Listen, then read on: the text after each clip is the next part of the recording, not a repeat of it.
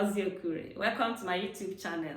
If today is your first time here, you're welcome. In this channel, we discuss everything that has to do with success and prosperity. Please subscribe to my channel, and if you could leave a comment for me at the comment section, I'll be so glad. Okay, so today we will be discussing 4 biblical principles, and I want to start with a story. Now, several years ago, I read a book titled Think and Grow Rich by Napoleon Hill. It's a very popular book, and I'm sure you must have read it too. Okay, now I saw in that book, it's a book that is just foundational to books on success and prosperity as we see them today. It's a book I see as a trailblazer. Okay, so as I read that book, it dawned on me that most of the principles that we are being discussed were principles that are lifted from the Bible. And someone says that if it is good, it must be God. So success as we know it, both success, wealth, prosperity as we know them, are very good things. So the principles that enhance them must be rooted from the word. And that's why we are lifting 4 of such principles for discussion. Now, let's start with the first principle, which is vision. Vision. Now, it is obvious to me, I am fully persuaded, so to say, that anyone who wants to succeed in life must have a vision. And now, somebody might want to say, what is vision? Now, in plain language, vision is the ability to see. Now, the ability to see things as they are is a function of the physical eyes. Like right now, I'm recording this video. I can see my tripod, I can see my lighting, I can see the room, I see everything. That's a function of the physical eyes. Now, but to see things as they could be, to see things as they should be, is a function of the imagination. Okay, it's a different thing entirely. It's a function of the imagination. Okay, so I take Reverend Sam Adeyemi's definition of vision. Sam Adeyemi says that vision is the ability to see people, places, or things, not just as they are, but as they should be. Okay, he says that vision is the ability to see people, places, or things, not just as they are, but as they should be. In other words, a man of vision is a person who sees the orchard in a seed. He sees the orchard in a seed. He sees things as they should be before they become. So a person that has vision sees the invisible. He has a way of looking beyond the small sales he's having in his business today to see the great sales, okay, that is trapped in the idea that he received, okay? So a man of vision looks beyond the immediate. He sees what can be. He sees the potential in a thing, and he is persuaded to continue with it until he begins to see the manifestation of what he sees in his imagination. I was listening to Terry a few days ago, Terry Savelle, and she said in the first year when she started her YouTube channel, of course, she has more than 250 followers right now, okay? You see, when she started, I think the total views for the first year was less than 7,000 people, okay? So it was about 7,000 people. So, but she persisted. What made her to persist until today when, so many people, millions of people are viewing what she did? That is vision. She did not stop because she could see vision. She had vision. She knew that there was a better future ahead of her. And that is what keeps a lot of men of vision. If you see any big business, any big ministry, any big endeavor today, you know that they would have persisted because of vision. They didn't they didn't stop or give up when it was one person patronizing them. They could look beyond the smallness, the small beginning, and they could see the great future ahead of them, and they persisted, okay? So that is one quality, one principle lifted from the Word of God, because, in the Word of God, it is said that where there is no vision, the people perish. Where there is no vision, dreams stagnate, everything stagnates where there is no vision. The people cast restraint, the people are discouraged, the people are demoralized. Okay, so that is one success principle that is directly lifted from the Word of God. Okay, now the next thing that we see, the next thing about success, okay, the next success principle that we want to discuss today that is lifted from the Word of God is write the vision down. Okay, write the vision down. Now, it's not enough to have a vision. We are told to write our visions down. Now, there was a prophet known as Prophet Habakkuk in the Bible. He was told to write the vision down and make it plain, make it visible, that he may run that reads it. Now, why was he told to write the vision down? Of course, you know that what was told Prophet Habakkuk is not for him alone. It is for all of us. It is for anyone who wants to succeed. You receive your vision, you write it down. Now, why is it important for us to write our visions down?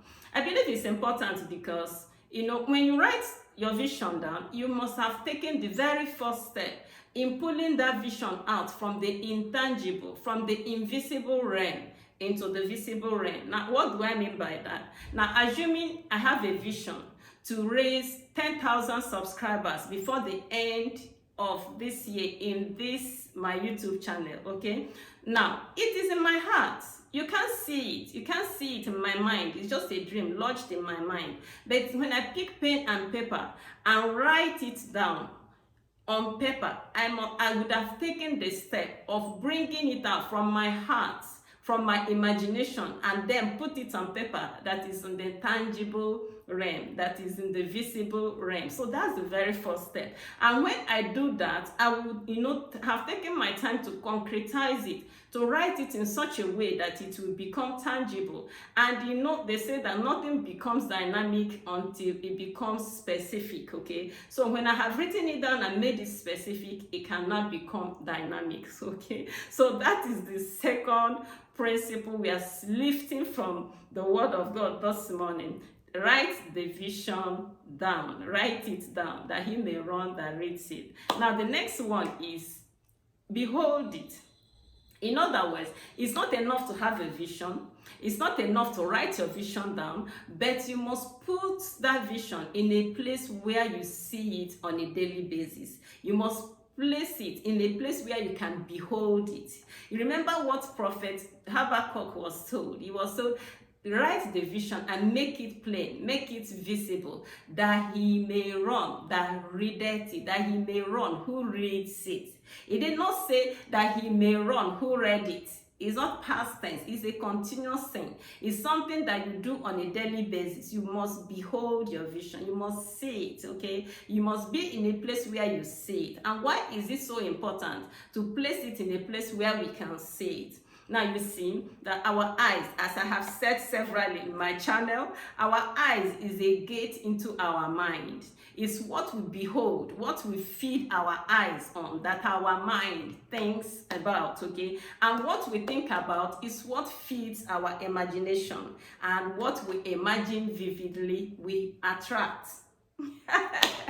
So you can see it is different steps, okay? So you write it down, you behold it, and as you behold it, it dominates your mind because your eyes keep seeing it, keeps feeding your mind, and your mind grabs it and feeds your imagination with that. And as you imagine it vividly, you are receiving ideas on how to work on it, how to, receiving ideas on what to do, the next step to take in accomplishing that vision. And before you know it, you attract that vision. You will attract the reality of it. It will be materialized for you. Okay, so that's why it's so important that it's not enough to have a vision. It's not enough to write it down, but you must place it in a place where you behold it on a daily basis. Okay, so that's another principle lifted from the Word of God.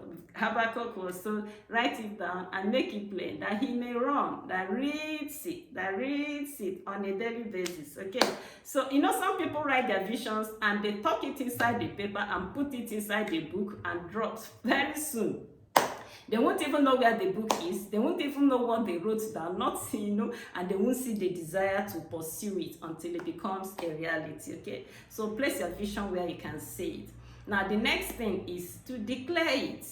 Declare it, okay? It's not enough to have the vision. It's not enough to write it down. It's not enough to behold it, but you should go a step further to prophesy it, to declare it. That's another principle lifted from the word of God. In Joshua 1:8, we are told that a person who wants good success must say things. There are things that must be said by a person who wants good success. So what do you say? You say what is written in your vision. As you behold it, you declare it, okay? So you become your own personal prophet, prophesying your future, declaring the things you want to see, and as you declare them, they become a reality. One thing you must always bear in mind is that we are made in the image of God, and until God said, "Let there be light," there was no light. That tells me that in the realm of the spirit, nothing happens until words are spoken. So you keep creating by your words, keep declaring things that should be.